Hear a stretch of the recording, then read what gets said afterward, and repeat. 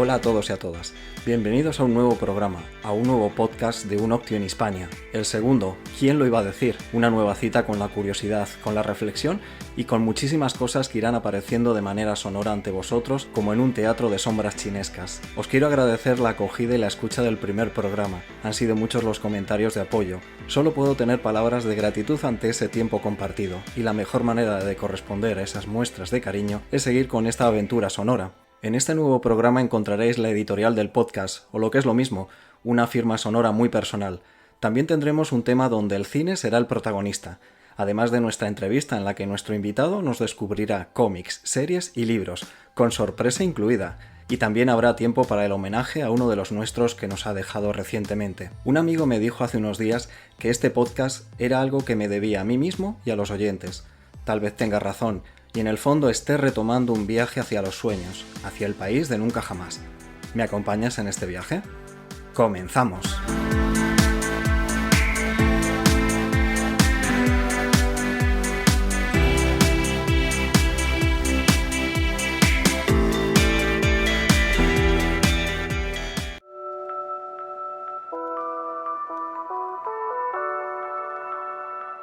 Historia, cine, música, misterio, viajes, entrevistas, libros, todo eso es Optio en Hispania, un podcast para nuevos tiempos.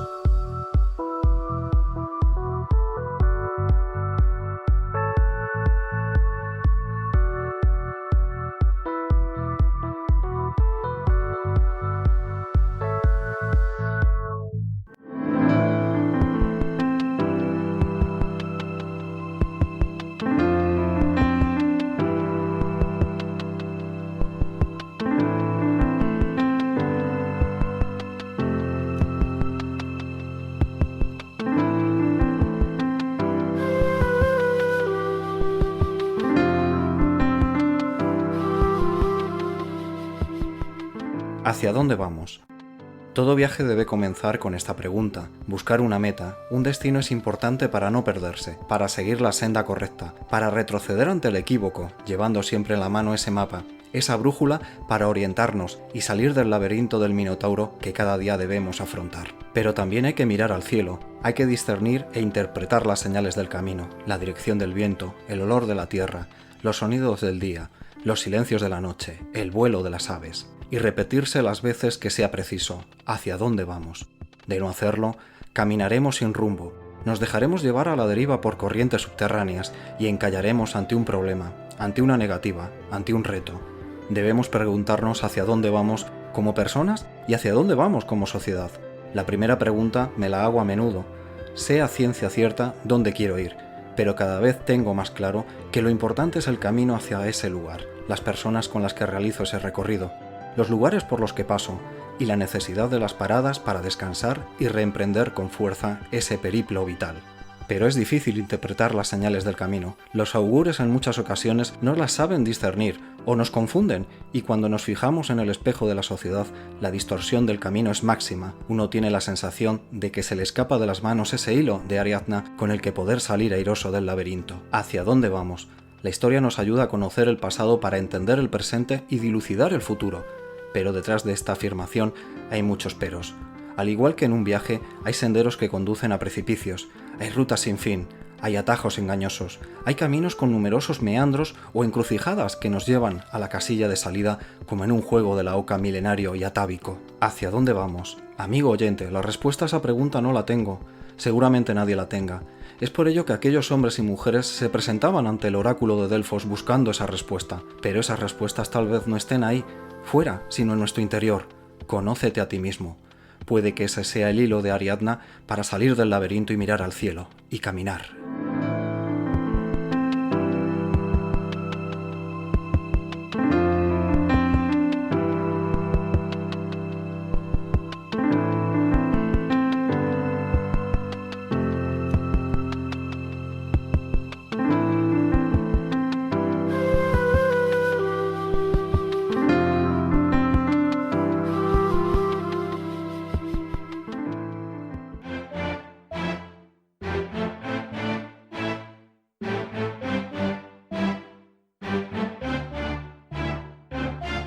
Tus sugerencias y comentarios tienen una vía de contacto: optionhispania@gmail.com.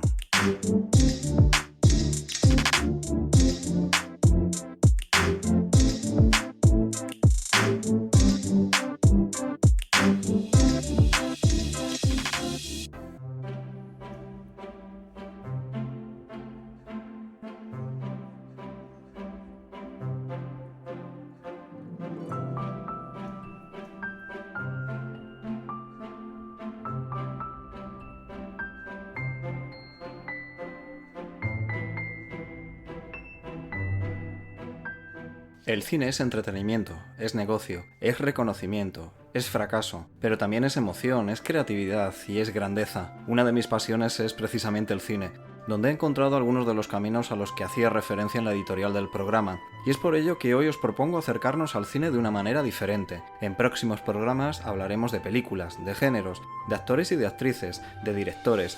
Ese será nuestro hilo conductor, pero el de hoy es un poco más caprichoso.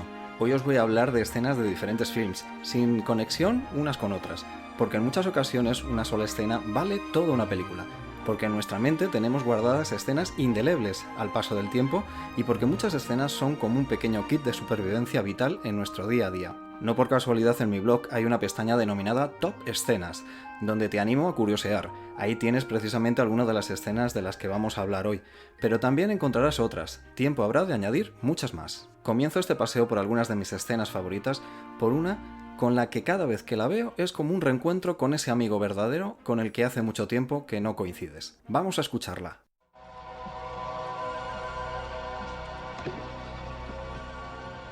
Es toda una experiencia vivir con miedo, ¿verdad? Eso es lo que significa ser esclavo.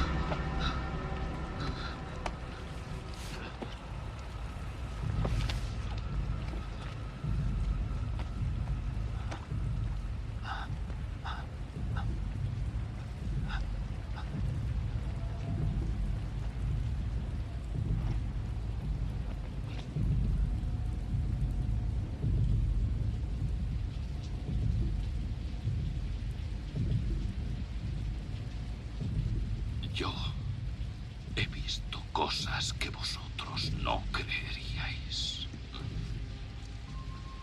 Atacar naves en llamas más allá de Orión. He visto rayos de brillar en la oscuridad cerca de la puerta de Tannhausen.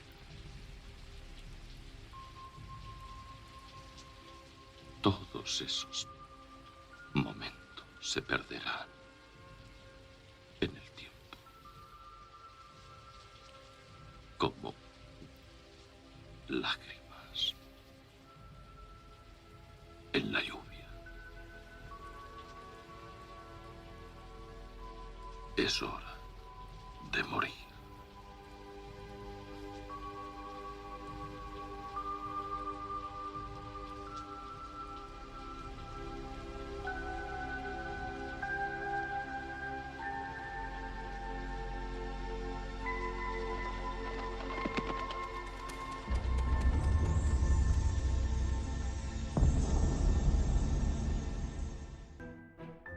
Se trata de la magnífica escena final de la película Blade Runner, dirigida por Ridley Scott en 1982. Está basada parcialmente en una novela de Philip K. Dick, Sueñan los androides con ovejas eléctricas. Os recomiendo que leáis la novela porque os va a dar muchísimas claves de la propia película. Un cuerpo especial de la policía, los Black Runners, se encargan de identificar, rastrear y matar, o mejor dicho, retirar, en términos de la propia policía, a los replicantes fugitivos que se encuentran en la Tierra. Seguro que recordáis a los replicantes, al Nexus 6, y en esa escena final yo creo que se resume muy bien lo que es el cine. Ese fondo lluvioso que acompaña a toda la película, esa paloma que sale volando y que tiene muchísimas connotaciones, incluso espirituales, el alma, y precisamente donde de una manera fantástica Harrison Ford se convierte en ese gran actor que conocemos.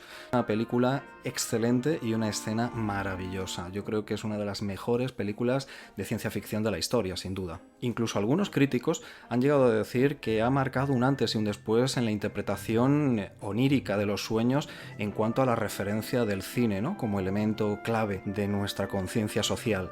Y continuamos nuestro periplo fílmico con otra escena maravillosa. Esta en clave local, en clave hispana, y es que nos acercamos a una película que yo creo que refleja muy bien lo que es la historia más reciente de nuestro país, pero también la historia del propio cine, donde hay grandes artistas desgraciadamente no reconocidos en muchas ocasiones y olvidados.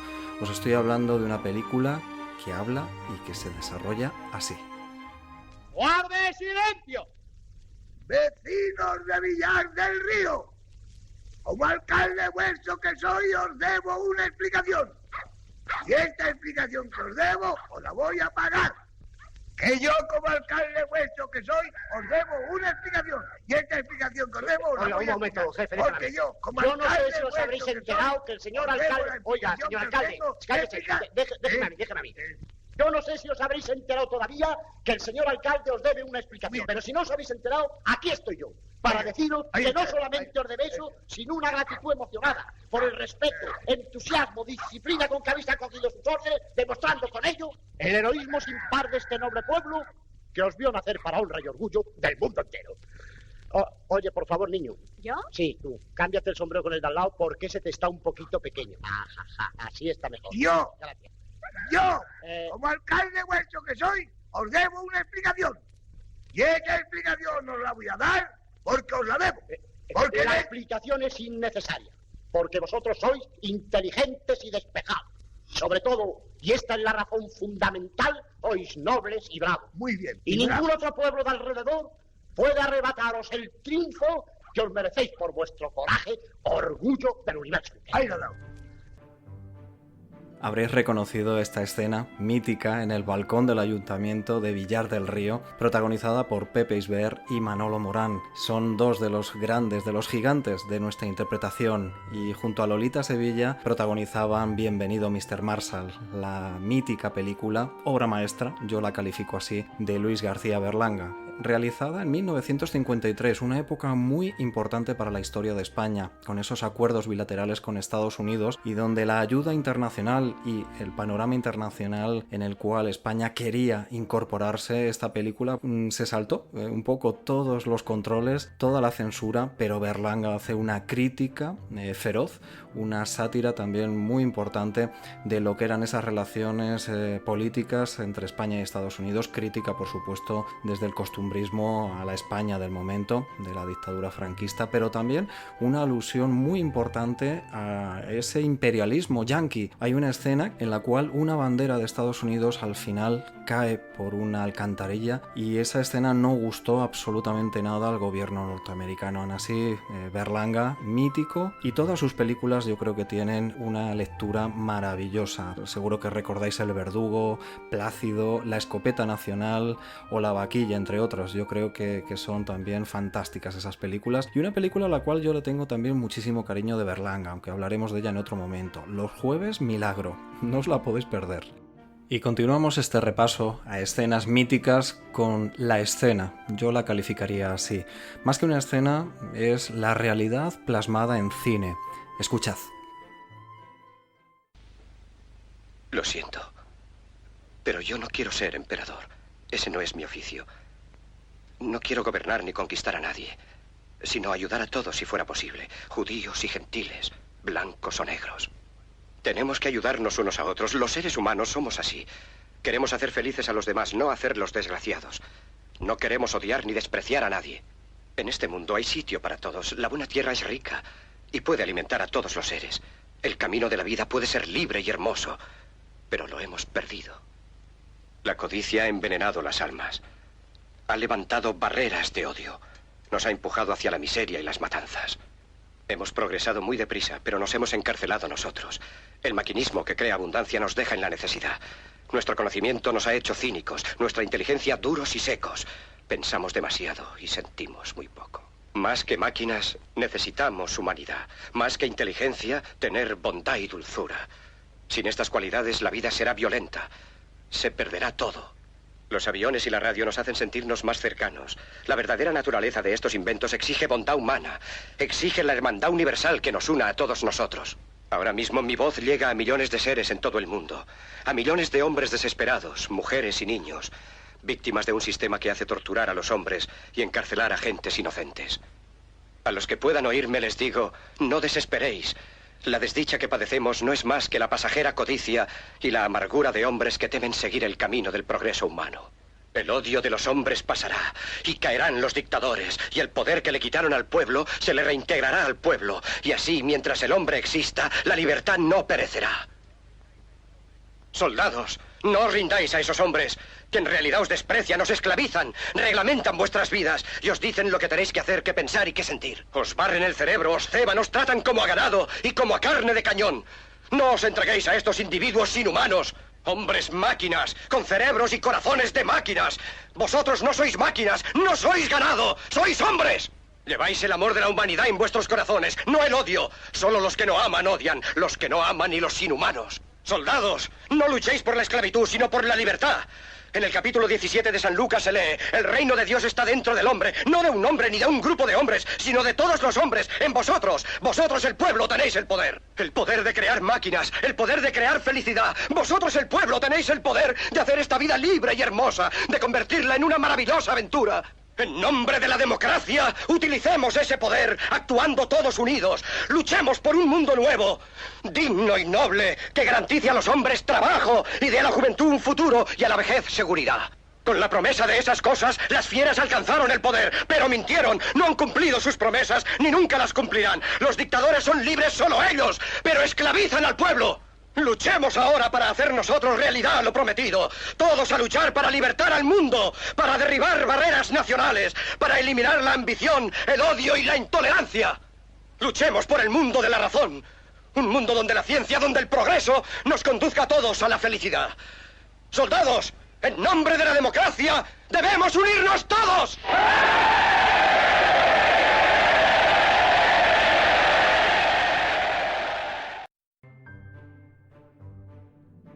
Impresionante esas palabras del único Charles Chaplin, Charlotte, el personaje más conocido de su época. Decían que solo el logo de la Coca-Cola era más conocido que Charles Chaplin, y en este discurso del gran dictador, esa película de 1940, dirigida, producida y protagonizada por Charles Chaplin, creo que el cine adquiere la categoría de referente hasta nuestros días. Este discurso es totalmente vigente. Yo lo escucho de vez en cuando porque me pone los pies muy en el suelo de la situación que vivimos, de las situaciones del día a día y de las grandes situaciones políticas, económicas y sociales que tenemos muchas veces ante nosotros. Es una película que el propio Charles Chaplin planteó en 1940 como una crítica al nazismo emergente en esa época. Os recuerdo también que la Segunda Guerra Mundial acababa de empezar, aunque Estados Unidos todavía no se había incorporado, y el propio Charles Chaplin reconoció que de haber conocido la situación de los campos de concentración nazis, Charles Chaplin planteó que nunca hubiese rodado esta película. La película que nos habla de un barbero judío y de un dictador alemán, ambos interpretados por Charles Chaplin. Siempre les pongo el sello de obra maestra a algunas películas. Este film de Charles Chaplin tiene el calificativo de obra maestra por siempre. Y continuamos este recorrido por algunas escenas, podrían ser cientos, miles, pero me ha parecido que para este programa de hoy estaría bien hacer una pequeña miscelánea y luego vosotros completéis con estas escenas que yo os estoy proponiendo, y que no será la última vez que traigamos aquí escenas, películas, porque yo creo que estamos pasando un buen rato. Como buen rato paso cada vez que veo una verdadera, y de nuevo repito ese concepto, obra maestra. Escuchad.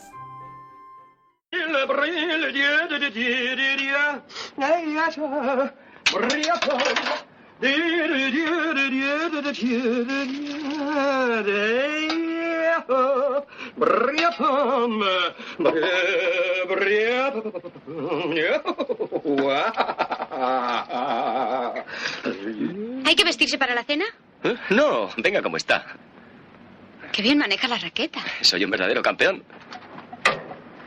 Tachín, tachín. Y ya verá cómo sirvo las albóndigas. ¿Quiere que encienda las velas? Claro. Hay que ser románticos.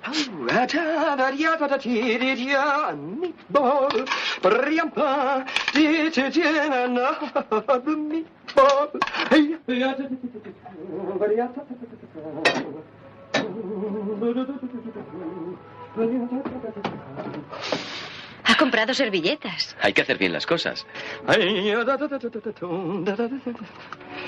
Yo vivía como Robinson Crusoe. Era un náufrago entre 8 millones de personas. Hasta que un día vi pisadas en la arena y la encontré a usted. Los habréis reconocido. Son Jack Lemmon y Shirley MacLaine en esa obra estupenda y maravillosa fílmica que es El apartamento, de Billy Wilder, de 1960. Y habéis escuchado, a ese personaje, a Bud Baxter, que lucha contra viento y marea por su chica, esa chica Shirley MacLaine, que hace un papel también maravilloso, y un apartamento en el cual giran todas las aventuras y desventuras de este protagonista. Yo creo que esta escena es maravillosa, excelente, te reconcilia con muchísimas cuestiones y te hace ver el mundo como algo mucho mejor. No me equivoco si os digo que está entre mis 5 o 6 grandes películas de referencia, El apartamento. Y estamos casi llegando al final de este recorrido por algunas de mis escenas míticas, el cine en estado puro. Y no podía faltar uno de mis directores también de cabecera, Alfred Hitchcock. Escuchad. Anoche soñé que volvía a Manderley. Me encontraba ante la verja, pero no podía entrar, porque el camino estaba cerrado. Entonces, como todos los que sueñan, me sentí poseída de un poder sobrenatural y atravesé como un espíritu la barrera que se alzaba ante mí. El camino iba serpenteando, retorcido y tortuoso como siempre, pero a medida que avanzaba, me di cuenta del cambio que se había operado. La naturaleza había vuelto a lo que fue suyo y poco a poco se había posesionado del camino con sus tenaces dedos. El pobre hilillo que había sido nuestro camino avanzaba. Y finalmente, allí estaba Manderley. Manderley reservado y silencioso. El tiempo no había podido desfigurar la perfecta simetría de sus muros. La luz de la luna puede jugar con la imaginación. De pronto, me pareció ver luz en las ventanas. Pero una nube cubrió de repente la luna y se detuvo un instante como una mano sombría escondiendo un rostro. La ilusión se fue con ella y las luces de las ventanas se extinguieron. Veía un caserón desolado sin que el menor murmullo del pasado rozara sus imponentes muros. Nunca podremos volver a Manderley, esto es seguro. Pero algunas veces, en mis sueños, vuelvo allí, a los extraños días de mi vida, que para mí empezaron en el sur de Francia. Se trata de la primera escena de una película rodada en 1940, Rebecca. Es una película deliciosa. Tiene unos paisajes, una fotografía envolvente, unos protagonistas maravillosos con Jean Fontaine, Laurence Olivier, Judith Anderson, que hace de malvada, una malvada que al final se convierte en la verdadera protagonista. Creo que es una película que en los primeros 4 minutos ya te envuelve, te engancha. No puedes dejar de mirar en ese suspense que Alfred Hitchcock era el gran maestro de referencia. Es una película también que tiene varias escenas. Toda la película en sí es una gran escena desarrollada. Yo también destacaría, de Alfred Hitchcock os puedo destacar todas sus películas. Vamos a hablar mucho de Alfred Hitchcock aquí, pero hay dos a las cuales tengo también en ese top. Y serían, por supuesto, La ventana indiscreta, maravillosa, y La soga, una película muy, pero que muy interesante. Así estamos llegando casi al final de esta sección de escenas de cine.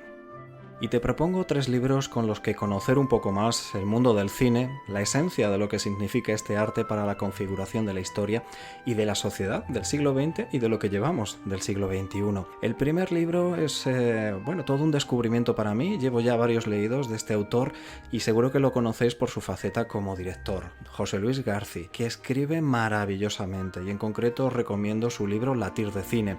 Este libro es una recopilación de una serie de textos publicados precisamente por García, siguiendo la estela de sus conocidas series Beber de cine, Morir de cine, y la genialidad del autor la plasma en cada línea de una manera muy personal y muy íntima. Si de verdad os gusta el cine, hay textos y hay momentos de este libro que os van a emocionar verdaderamente. Otro libro muy diferente, pero que también tiene como hilo conductor al cine. Se titula Cineclub y su autor es David Gilmour y habla de un padre y de los problemas de un padre con su hijo y la educación de este. Y se plantea algo muy curioso.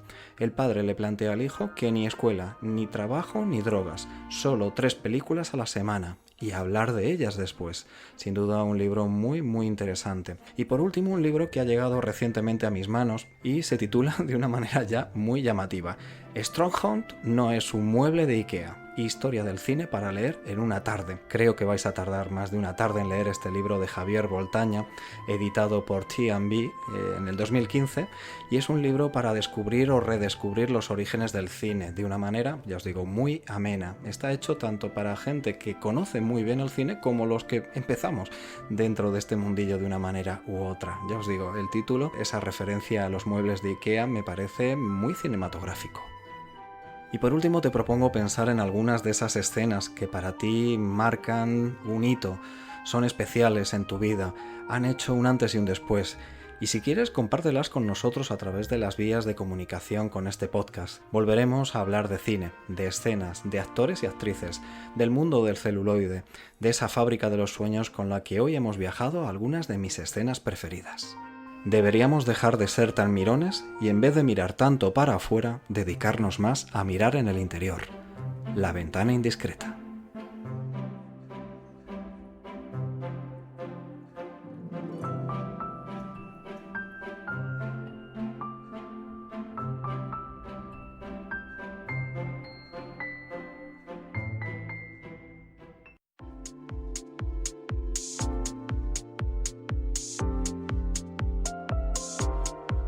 Seguimos nuestro viaje sonoro aquí, en Optio en Hispania.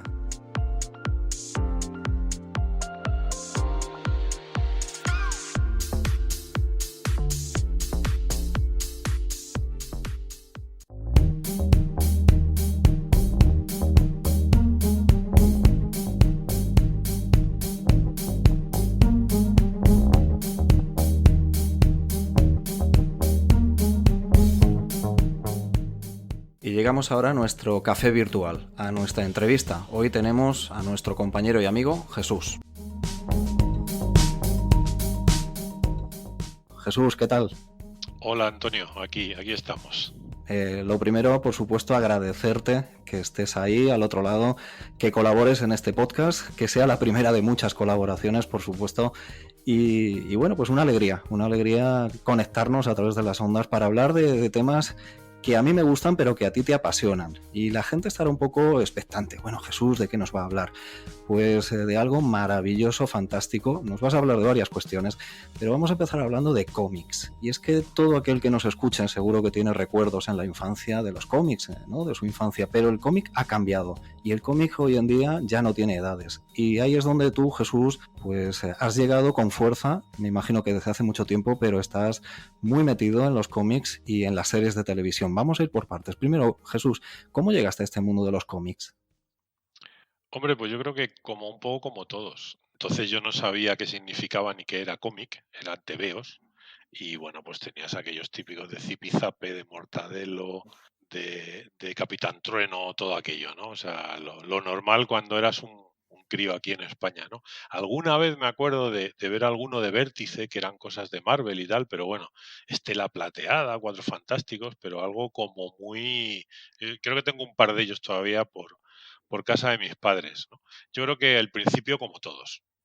Esos inicios siempre traen buenos recuerdos de la infancia, pero ahora como adultos, Jesús, nos damos cuenta de que detrás de esos cómics había verdadero arte, verdaderas historias, verdaderos maestros.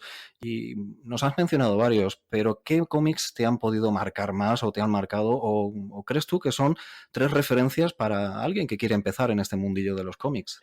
Hombre, yo, a ver, el mundo Marvel, mundo DC, todo lo que son las típicas grandes editoriales americanas, he leído algo, pero eso ha sido ya más a partir de los 18 años, cuando me fui a Madrid a estudiar en el colegio mayor, pues había muchos cómics. Pero bueno, si tuviera que elegir 3, hombre, a mí me gusta mucho, yo soy más de cómic europeo, entonces a mí un autor español que me encanta es Paco Roca. A ver, decir Paco Roca en España es decir uno de los maestros. Luego, aparte de la obra que tiene, a mí hay una obra en concreto que se llama Arrugas, que trata el tema del Alzheimer. Y bueno, pues a mí me impactó mucho ese libro, ese cómic me gustó mucho.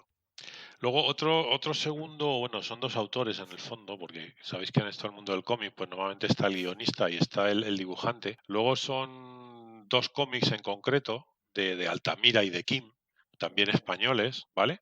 En el que habla, bueno, pues en uno cuenta la historia de su padre y en el otro cuenta la historia de su madre. Y es un poco en la España de principios de siglo, pues hasta la España de hoy, ¿vale? Los cómics se llaman El ala rota y El arte de volar. Y la verdad es que, bueno, tanto el dibujo como la historia es alucinante. Pero es que aparte aprendes historia y aprendes muchas cosas. Bueno, y un tercero, que también me gusta mucho, por dejarlo en 3, que es un autor americano que se llama Joe Sacco y que tiene cómics muy realistas que habla, pues en concreto de dos, entre otros, pero dos conflictos recientes, ¿no? El conflicto que hay entre los palestinos y los israelíes, y tiene varios, y otro que va sobre el conflicto que hubo en la antigua Yugoslavia, que se llama Gorazde. Y es un tipo de cómic, también aprendes, o sea, no sé, me gusta aprender cuando leo cómics. No, y luego pues eso, me gusta Marvel, me gusta DC, está bien, pero bueno, intento siempre sacarle algo al cómic, que no solamente sea ocio.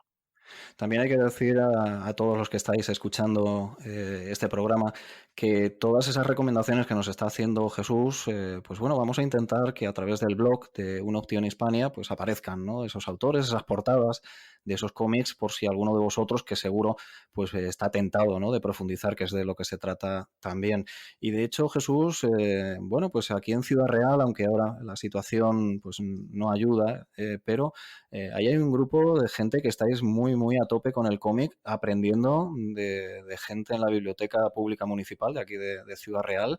Y yo creo que eso también es muy bueno, ¿no? Fomentar la lectura del cómic desde grupos de tertulia, de intercambiar ideas, intercambiar también autores. Sí, hombre, yo para mí ha sido, yo el mundo del cómic lo he tenido abandonado durante muchos años. Y en los últimos 3, 4 años he vuelto, y he vuelto motivado por esto. Pues porque el problema que tenemos aquí en Ciudad Real, bueno, primero, el cómic es caro, o sea, es un vicio caro, porque cuesta dinero. Y segundo, no es el típico tema de conversación que tenga la gente. Si quieres encontrar gente para hablar de política, de fútbol o yo que sé, incluso de cine, pues bueno, más o menos. Pero el cómic, bueno, pues tiene una cierta ahí cosa como de niños o de, bueno, que no hay tanta gente que le guste el cómic. Entonces yo le tengo que dar las gracias aquí a la persona que lleva todo el tema de cómics en la biblioteca, la estatal que tenemos aquí en Ciudad Real, la que está al lado del parque, que es Agustín, que es un crack y que bueno, el tío pues ha puesto en marcha unos, no cursos ni talleres, simplemente él nos sitúa un poco en el cómic, va eligiendo cómics normalmente de todos los, yo he acabado leyendo esta manga, que no lo había leído en mi vida, ¿no? Y bueno, a partir de los cómics pues hablamos de muchas cosas y de verdad para mí ha sido redescubrirlo. Y el grupete este que tenemos, el mérito es de Agustín, la verdad es que fenomenal. Una pena pues porque llevamos tiempo sin reunirnos, pero bueno, yo confío que con el tiempo volveremos al tema. Pero vamos, que en Ciudad Real hay oportunidades que para que si te gustan los cómics, pues oye, encontrar gente que también le gusten. Claro que sí, además lo que estabas comentando, la biblioteca tienes acceso, yo creo que es una de las mejores bibliotecas de comiteca, así se define, de toda Castilla-La Mancha, yo creo que a nivel nacional, y un acceso totalmente gratuito a una gran cantidad de volúmenes de todo tipo, como dices tú, incluso tan alejados de nuestra cultura, ¿no? Como el manga, que tanto éxito tiene entre los jóvenes. Pero el manga es simplemente una puntualización que yo he aprendido ahí con Agustín. Todos tendemos, o por lo menos yo que ya tengo una cierta edad, tendemos a pensar en el manga como algo de adolescentes y algo relativamente reciente. Y el manga, ya hay mangas en el siglo XIX.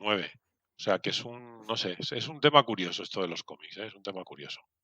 Curioso y muy interesante, Jesús, todo lo que nos estás comentando en torno a los cómics. Pero es que tú, Jesús, y esto lo conozco desde hace bastante tiempo, que somos amigos, tienes también una pasión especial por las series. Las series que, bueno, últimamente estamos teniendo muchísimo éxito, ¿no? En las plataformas, pero las series vienen de lejos y yo sé que ahí tú pues también nos puedes orientar un poquito porque no todas las series son iguales. Hombre, no son iguales. Yo creo que un poco haciendo un poco paralelismo con lo que veíamos antes, me preguntabas antes de los cómics, pues todo el mundo cuando éramos pequeños veíamos series. Pero claro, el problema de ver las series antes era que tú tenías una hora fija, un día fijo, y claro, cuando eran los martes por la noche, pues tú te quedabas en mitad o sea, acababas el capítulo y tenías que esperar una semana como mínimo. Y a mí eso la verdad es que no me gustaba. Reconozco bueno, que sí, yo he visto series, pues yo que sé, Canción Triste de Hill Street o yo que sé, La Casa de la Pradera, y todos nos acordamos y nos gustaba. Pero llega un momento en el que dejé de ver series simplemente por eso. Y bueno, lo que yo no sé si puedo aquí hablar del pirateo. ¿Puedo hablar del pirateo, Antonio, o no? Aquí puedes hablar de lo que tú quieras, Jesús. Perfecto. Tenemos libertad absoluta, por supuesto. Bueno, pues cuando hace 20 años empieza a popularizarse todo el tema bueno, de los servicios P2P, Emule y todo esto, ¿vale? Hay gente que se le abrió todo para la música o para el cine, pues para mí fue para las series. Entonces descubrí una serie de sitios donde no solamente tenían las series, sino había foros donde estaba gente que le gustaba. Claro, porque es un poco como decía antes con los cómics. Si no es que te guste una cosa, es también compartirlo, ¿vale? Si no lo puedes compartir, pues te limita bastante. Entonces, en este caso, pues hoy empezamos a verlo, mi mujer y yo empezamos a ver series y bueno, pues yo me dejaba aconsejar porque no sabía mucho por la gente de este portal, en concreto era tusseries.com, una maravilla con unos foros y bueno, la gente ahí controlaba lo que no está escrito. Y entonces, claro, empiezas por lo bueno, que es un problema que yo, pasado el tiempo, 20 años después, tengo, que es que yo empecé viendo lo que se llama las buenas series de la época dorada de las series. Entonces, ahora mismo hay muchísimas, entonces había muchas menos, pero era lo que ahora mismo son los clásicos. ¿Qué pasa? Pues que inevitablemente tiendes a comparar. Y para mí es un problema, porque me he vuelto muy exigente con las series. Lo sé que eres exigente, pero en esa exigencia, Jesús, yo creo que está la calidad, porque series, ahí yo creo que incluso se sigue más que el cine, porque una serie da matices, ¿no? Son historias con muchos espectros diferentes, desde los cuales puedes conocer a un personaje no tan plano a veces como en 1 hora y media o 2 horas de película. Y en esas series también yo creo que ha tenido mucho éxito estas plataformas, ¿no? de streaming, de por supuesto Netflix, Amazon Prime, HBO, todas estas plataformas que yo diría que uno de sus talones de Aquiles es precisamente las series, Jesús. Sí, o sea, a ver, obviamente ha cambiado. En los últimos 3 años así ha cambiado. Hasta hace poco era relativamente difícil o buscabas por plataformas, digamos, no muy legales o era difícil. Y ahora el problema que se te plantea de todas maneras si te gustan las series es que, claro, cada una tiene las suyas. Bueno, yo reconozco que soy muy HBO. Yo empecé a ver HBO y yo, bueno, pues quiero decir aquí, para mí las 2 series 10 que hay, o sea, yo hay 2 series 10 que creo que todo el mundo tiene que ver. Si me dejas decirlas, yo las digo. Estoy con el lápiz y el papel aquí esperando, Jesús. Efectivamente. Y además una de ellas, curiosamente, no está en ninguna plataforma, que es una cosa que yo no acabo de entender. Pero bueno, para mí, una de las 2 mejores series 10 es The Wire, que lo tenéis está en HBO.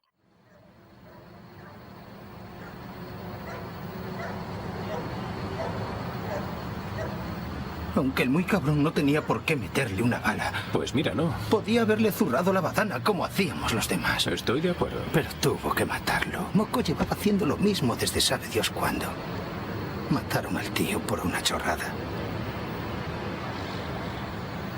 Verás, todos los viernes por la noche jugamos a los dados en un callejón detrás del motel. Todos los tíos del barrio jugamos allí hasta muy tarde. Y apostáis, supongo. Siempre era igual.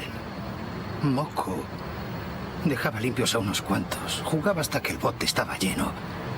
Cogía la pasta y adiós. ¿Lo hacía siempre? No lo podía evitar. A ver si te entiendo. Tus colegas y tú jugáis a los dados todos los viernes. Y todos los viernes por la noche, tu colega esperaba hasta que había pasta en el suelo, la pillaba y se daba el piro. ¿Y se lo permitíais? Lo pillábamos y le zurrábamos, pero nadie pasaba jamás de ahí. Oye, una pregunta. Si Mocarro siempre cogía la pasta y salía corriendo con ella, ¿por qué le dejabais jugar? ¿Qué? Si Moco siempre robaba el dinero, ¿por qué jugaba? Porque sí. Es un país libre.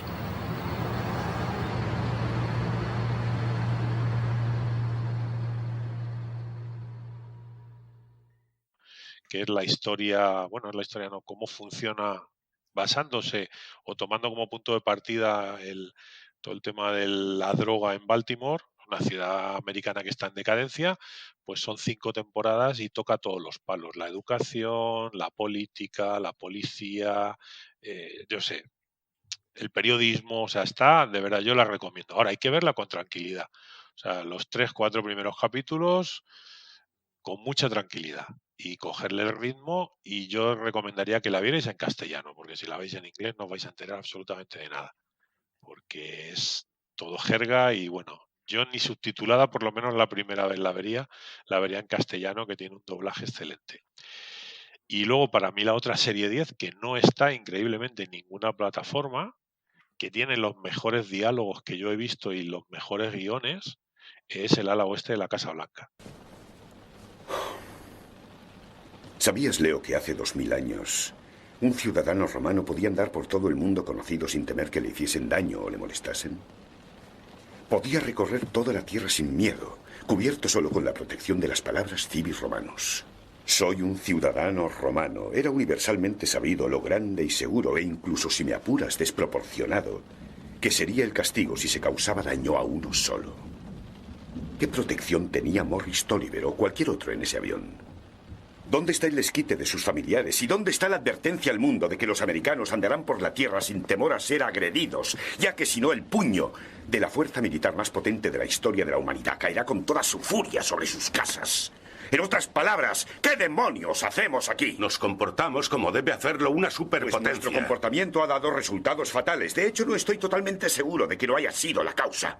¿De qué está hablando? Estoy hablando de 286 marines americanos en Beirut. Estoy hablando de Somalia y también de Nairobi. ¿Usted cree que aumentar el número de víctimas va a servir para disuadir? Ya lo creo que sí. Entonces, señor, ¿es usted tan imbécil como los que creen que se puede eliminar a todos los capos de la droga con la pena de muerte? Como si ellos no viviesen el día a día bajo la amenaza de ser ejecutados de un momento a otro. Y sus ejecuciones son mucho menos refinadas que las nuestras y además sin la molestia y el gasto que supone organizar un juicio justo. O sea, amigo mío, que si quiere empezar a usar la superpotencia militar americana como si usted fuera la mano derecha de Dios, puede hacerlo.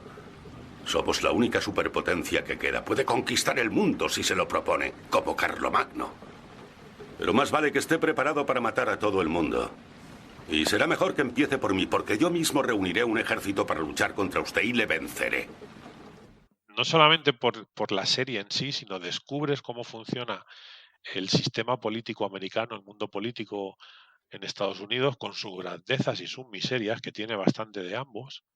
Pero es curioso porque es como si estuvieras leyendo un libro y aprendes muchísimo. Y luego con unos diálogos que, vamos, eso es la leche.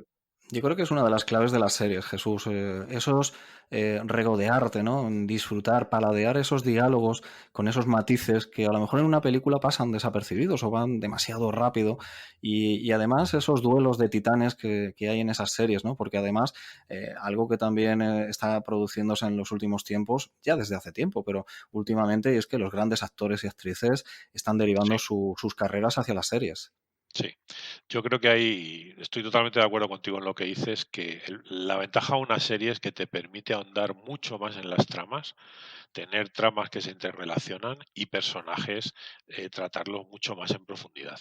Cosa que una película, pues bueno, en el fondo no dejas de estar limitado por, no sé, de hora y media a 2 horas y media, y bueno, pues es un problema. Aparte que el problema de una película que yo le veo, una vez que has descubierto el mundo de las series, es que si una película te gusta y son 2 horas, te quedas con ganas de más y se ha acabado. Mientras que una serie tienes más. Si no te gusta con ver un par de capítulos y dejarlo, pues ahí que te has quedado, ¿vale? Entonces yo le veo grandes ventajas. Y luego lo que tú comentas de que ya las series no es el hermano pequeño, el hermano pobre de la ficción o bueno, de ficción o no ficción. Ahora ya es un hermano en el que, hombre, no es el cine, pero en muchos casos sí, ¿eh? En muchos casos sí. Es cierto. De hecho, hay grupos, ¿no? ¿Qué serie estás viendo, no? Y parece que te Sí, ubicas sí, en un contexto y en unos gustos muy sí, variopintos. Pues sí. seguiremos hablando, Jesús, en otro momento de series también, porque hay ahí muchísimo que hablar y disfrutar y aprender. Y sé, además, Jesús, que otra de tus pasiones es la lectura, la cual nos une también, porque yo soy un apasionado de la lectura. Y también que le dedicas muchísimas horas a la semana, pues, a lo que debería ser algo generalizado, ¿no? Porque siempre hemos escuchado que en España se venden muchos libros, pero se lee poco. ¿Dónde crees que está, Jesús, la clave para enganchar a la gente a la lectura? Y sobre todo, ¿dónde te enganchaste tú a la lectura? Bueno, a ver, yo creo que ha cambiado mucho de cuando yo me enganché a ahora, y yo lo veo por mis hijos. Cuando yo me enganché, pues lo que más obviamente te influyera era que tus padres leyeran. Si en tu familia se leía, tú leías. Por dos razones. Primero, porque todos tendemos a hacer lo que hacen nuestros padres, y porque si no hay libros no puedes hacer nada. Yo, de todas maneras, en el colegio también se fomentaba mucho la lectura, también iba a la Casa de la La Cultura, biblioteca. ¿vale? Sí, A la biblioteca, a la Casa de la Cultura en el Prado, y bueno, pues en nuestra época yo creo que era más el entorno que tuvieras. Si tus padres leían, tu entorno leía y tenías disponibilidad de libros, porque si no tenías disponibilidad de libros, olvídate, pues leías. Ahora ha cambiado. ¿Por qué? Porque en el fondo la lectura, no sé, yo lo veo en la generación de mis hijos, no deja de ser otra forma de ocio que compite con la televisión, con las series, con los juegos, con el deporte, o sea, compite, es otro ocio que compite con otros ocios. La desventaja que para la gente joven, para mi gusto, tiene la lectura es que es algo más pasivo. Para ellos les llama mucho más la atención algo activo, algo interactivo, en el sentido que pueden hacer algo y pueden interactuar. Yo lo veo complicado. Yo en mi caso tengo una hija que lee bastante y un hijo que lee muy poco. Bueno, pero no es ni bueno ni malo. Simplemente yo creo que las circunstancias han cambiado y en casa somos muy lectores. Entonces lo que a lo mejor valía en mi generación, pues a las nuevas generaciones no les vale. Simplemente es eso, pero ya está. también, Jesús, en esas lecturas, que yo sé que también tu biblioteca va creciendo con títulos muy diversos, aquí vamos a hacer en esta sección de este programa pues una biblioteca virtual. Y es que todos los invitados, todos los entrevistados, todos los colaboradores, que ya desde este momento te doy el diploma de colaborador del programa, Muchas pues gracias. quiero que dejéis un primer libro virtual. Y me gustaría saber qué primer libro dejarías tú en esta estantería virtual de Optio en España? Solo uno. Te acabo de poner en un aprieto. Pondrías Me acabas decenas de de poner en ellos. un aprieto, efectivamente. Pero Un bueno, par de si ellos. tuviera que elegir uno, lo tengo muy claro. Es un libro que se llama A Sangre y Fuego, de Manuel Chávez Nogales, que es un periodista de la época de la República, y a mí me impactó muchísimo. Yo lo he descubierto relativamente tarde, hace 3 años, 3, 4 años. Yo no sabía nada de este señor. Y bueno, cuando uno lee la historia, pues es impactante. O sea, es impactante. Pero vamos, yo si tuviera que elegir uno suyo, yo elegiría Sangre y Fuego, que es una colección de relatos sobre la Guerra Civil Española.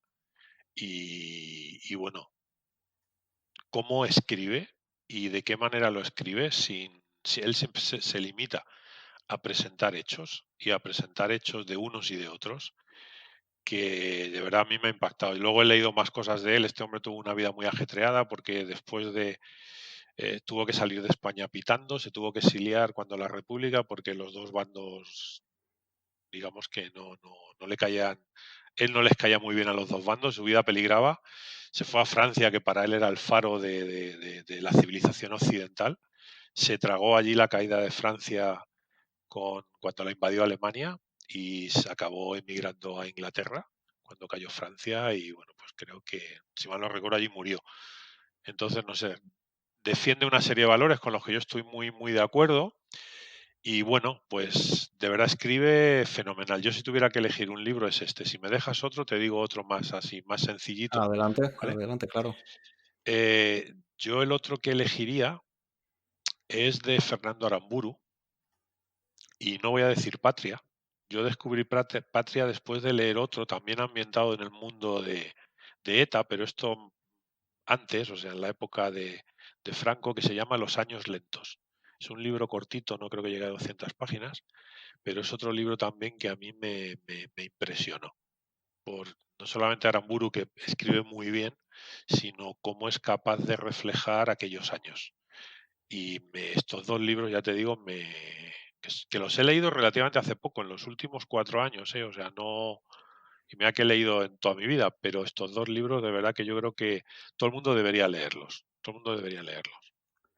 Pues tomamos muy buena nota y de hecho estos dos libros que nos recomienda el Jesús, pues precisamente en el blog los dejaré ahí en esa estantería virtual para que todos nuestros oyentes pues en cualquier momento puedan echar un vistazo y sumergirse en la lectura, porque en definitiva lo que buscamos los que nos gusta la lectura es que cada vez más gente descubra y descubramos que es de lo que se trata.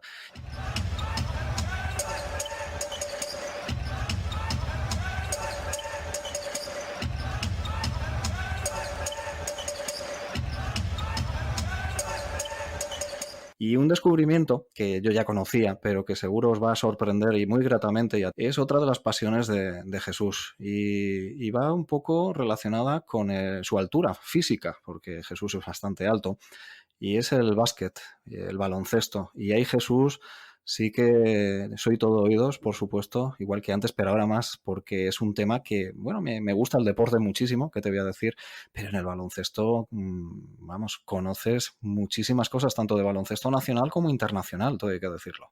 Sí, bueno, a ver, es una faceta que conoce gente, pero vamos, no. A ver, sí, la gente que me conoce sí, pero bueno, pero muchos de los intríngulis del tema no los conoce. A mí el baloncesto me encanta, ¿vale? Y yo reconozco bueno, que yo en la época en la que estaba aquí en Ciudad Real, antes de irme a estudiar fuera, pues, pues jugaba muy poco, pues porque coincidí con una generación que eran muy buenos, de verdad, incluso alguno llegó a jugar en ACB en aquella época. Luego en aquella época pues también se jugaba, no es como ahora que la gente rota mucho y juegan 10 12 jugadores, entonces jugaban 5 y si no jugaban muy mal o se lesionaban o por personales no salías. Yo jugaba muy poquito y luego también yo creo que la razón fundamental de que yo jugara muy poquito es que yo era bastante malo, ¿vale? O sea, me gustaba mucho, le ponía muchas ganas, pero era bastante malo. Y bueno, luego me fui a Madrid, estuve jugando allí a nivel en la universidad y tal, y bueno, le dediqué tiempo, me encantaba, me hizo conocer muchísima gente, moverte en todo el ambiente universitario de Madrid con esto. Llegué a ser entrenador también durante una época y bueno, la verdad es que muy bien. Hasta he tenido, que esto es una cosa que sabe poca gente, hasta tuve carrera internacional, ¿eh? O sea, el año y pico que estuve trabajando en Inglaterra me ficharon, ¿eh? Estuve jugando en el famoso equipo de las Cobras de Stevenage y nos quedamos segundos, o sea, aquello fue glorioso, o sea, fue glorioso. Y reconozco que el baloncesto es una cosa que ha marcado muchísimo mi vida, pues porque me ha permitido conocer, vamos, de hecho, algunos de mis mejores amigos y mis mejores amigas, pues han venido por el tema del baloncesto y me gusta mucho. Soy más, lo reconozco, de baloncesto europeo que de NBA, soy un fanático de la Euroliga me gusta mucho, la NBA me cansa, tuve sus épocas y tal. Y simplemente decir aquí mis 3 jugadores favoritos, porque siempre me ha gustado decirlos, soy un poco raro con estas cosas. A mí me marcó mucho cuando era jovencito Mirza Delibasic, yo sé que para muchos no sabrán ni quién es, era un yugoslavo que vino aquí a jugar en el Madrid, estuvo un par de años. Luego un jugador que se llama porque sigue vivo, que fue también, tuvo 2-3 temporadas en la NBA, Real Samson, era un 2.24, estoy hablando de mediados de los 80, un 2.24 que jugaba por fuera. Impresionante, pero las rodillas no le aguantaron. Y luego del baloncesto actual reconozco que aunque ya se ha retirado, yo siempre he sido un fanático de Tim Duncan, el poste de los Spurs. O sea, yo con los Spurs he disfrutado jugando, viendo baloncesto impresionante. Y bueno, pues simplemente contar esto, ¿no? Que a lo mejor la gente me conoce más que si cómics, series, libros, pero que el baloncesto pues es otra de las cosas que me gusta mucho. Te Y gusta poco más. mucho y además, Jesús, tenemos amigos comunes, como nuestro amigo Pedro Rodrigo, que también ahí os veo y os escucho a veces apasionadamente hablando de baloncesto con muchísima envidia, y sin duda el baloncesto pues también lo traeremos aquí en más de una Te iba a ocasión. decir que Sí, una adelante. buena propuesta para que lo entrevistes, ¿eh? O sea, un tío muy majo, muy buena gente, un buen tipo. Buenos tipos, que es de lo que se trata en estas tertulias de un optio en Hispania.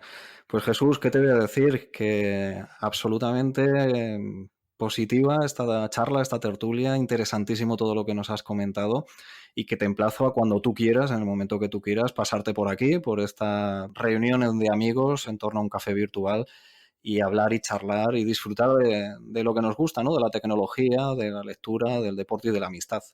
Sí. ¿Alguna otra cosilla, Jesús, que quieras comentarnos ya para terminar? No, hombre, yo no sé cómo saldrá esto al final. Yo es la primera vez así que me entrevistan, o sea, no sé. Tampoco tenía muy claro qué decir, qué no decir, pero en todo momento me he sentido muy a gusto, Pues te lo, y bueno, darte las gracias por darme la oportunidad de contar estas cosas, que a nivel particular pues siempre las hablamos entre los amigos, pero bueno, pues que la gente vea también que hay otras cosas, que no todo es hablar de fútbol, como digo yo, ¿vale? Se trata de Conocer eso, otras cosas. y yo me alegro muchísimo, Jesús, de que te hayas sentido cómodo, que es de lo que se trata y lo que buscamos en este programa, en este proyecto, pues que es entre amigos, es algo referencial. Pues Jesús, muchísimas gracias, te emplazo, lo dicho, a cualquier momento a de nuevo pasarte por aquí y a disfrutar de 1001 temas que tenemos presentes. Pues aquí hemos tenido a Jesús, un gran amigo, un gran compañero, y sobre todo que es la excusa perfecta a partir de ahora para que vosotros sigáis buscando esas series, esos libros y todo lo que en definitiva nos ha hablado. Muchísimas gracias, Jesús. Vale, gracias a ti, Antonio.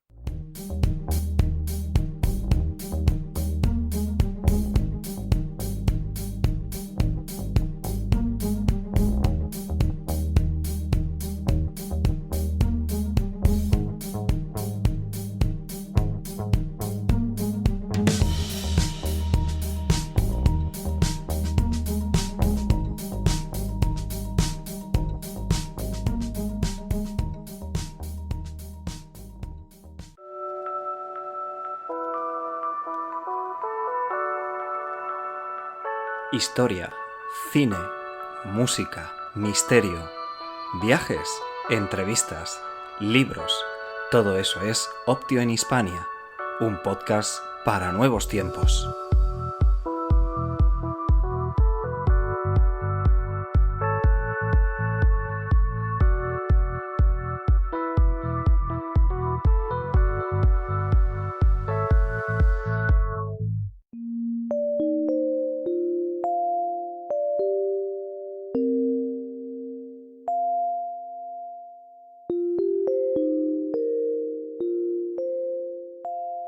Era entonces, al abandonar toda esperanza, cuando lo descubría. El pedazo de metal estaba oculto en el bolsillo interior de aquella chaqueta de colegial que llevaba mis iniciales bordadas en azul. Una llave. Me preguntaba cuánto tiempo llevaba allí sin yo saberlo. La llave estaba teñida de herrumbre y era casi tan pesada como mi conciencia. A duras penas lograba alcanzar con ambas manos hasta la cerradura. Tenía que empeñar hasta el último aliento para conseguir hacerla girar. Cuando ya creía que nunca podría hacerlo, el cerrojo cedía y el portón se deslizaba hacia el interior. Una galería curvada se adentraba en el viejo palacio, punteada con un rastro de velas prendidas que dibujaba el camino. Me sumergí en las tinieblas y oía la puerta sellándose a mi espalda. Reconocí entonces aquel corredor flanqueado por frescos de ángeles y criaturas fabulosas que escudriñaban desde la sombra y parecían moverse a mi paso. Recorría el corredor hasta llegar a un arco que se abría a una gran bóveda y me detenía en el umbral. El laberinto se alzaba frente a mí en un espejismo infinito. Una espiral de escalinatas, túneles, puentes y arcos tramados en una ciudad eterna construida con todos los libros del mundo ascendía hasta una inmensa cúpula de cristal. Carlos Ruiz Zafón, El laberinto de los espíritus, In Memoriam.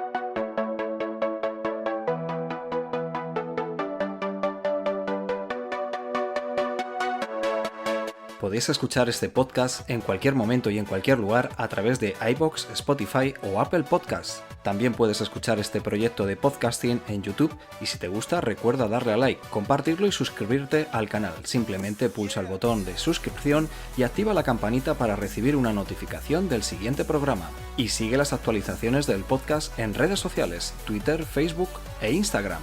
Además, en el blog Un Optio en Hispania, en la pestaña Podcast, tienes acceso a todos los audios por plataforma, así como a la información complementaria, enlaces y sugerencias que han aparecido en el propio programa.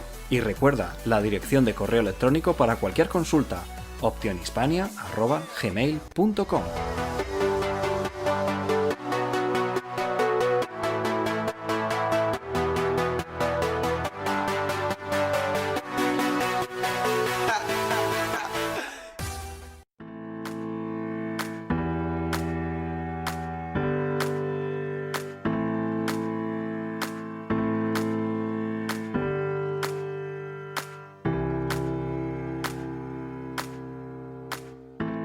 Hasta aquí el segundo programa de Un Optio en Hispania. Sinceramente, muchas gracias por vuestro apoyo y por vuestro tiempo dedicado a escuchar este podcast. Os recuerdo que me podéis hacer llegar vuestros mensajes y recomendaciones sobre libros, música, cine, viajes o lo que queráis y las leeré con mucho gusto en el próximo programa. En 15 días volveremos con un nuevo podcast. Hasta entonces, sé feliz y haz feliz a los que tienes cerca. Esa será la mejor llave para entrar en ese país de nunca jamás. Hasta pronto, amigos.